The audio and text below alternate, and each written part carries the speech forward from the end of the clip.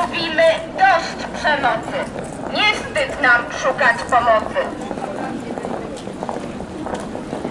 Dziś mówimy dość przemocy.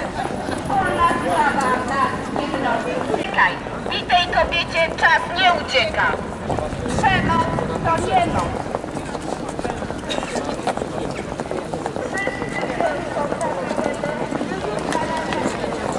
Razem przeciw przemocy. Wszyscy jesteśmy uszybni. Dzięki również takim ludziom jak pan Kamil Suchański impreza dzisiaj mogła dojść do skutku. Zostałem zaproszony i mogę wziąć udział w tej manifie. Fajnie, że to się odbywa po raz 5. już. Dziękuję, życzę wszystkim kobietom wszystkiego najlepszego z Dnia Kobiet i dziękuję bardzo.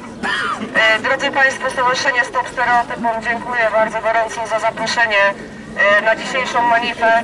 My w stowarzyszeniu na co dzień walczymy z różnego typu stereotypami. Jednym z nich jest właśnie stereotyp kobiety jako służącej mężczyźnie w domu. Apeluję do Was wszystkich.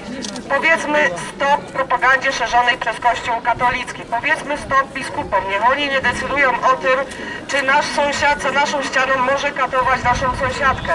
Musimy wreszcie zaknedować im usta, musimy wreszcie być silniejszą siłą, mającą większy wpływ na nasze rządy. Jeżeli prezydent Komorowski nie podpisze tej ustawy, możemy śmiało powiedzieć, że jest szowinistą. Dziękuję. Państwu, Barbara Biskup, Amnesty International Kielce. Amnesty International jest ogólnoświatową organizacją broniącą praw człowieka. Amnesty, jak i Helsińska Fundacja są za podpisaniem konwencji przeciwko przemocy wobec kobiet. Dziękuję. Chciałam 2 słowa powiedzieć o tym, że byłam 5 lat w Niemczech, we Frankfurcie nad Menem. Tam mieszkałam. Rok mieszkałam w Melbourne w Australii. I w Niemczech i w Australii jest takie prawo, co tutaj do organizacji i do partii mam pretensje, że w Polsce nie ma takiego prawa, że kobieta musi uciekać z domu, a panie władca, sprawca przemocy zostaje w domu, a kobieta idzie do ośrodka. To jest karygodne, że do tej pory to nie zostało rozwiązane. To tyle z mojej strony.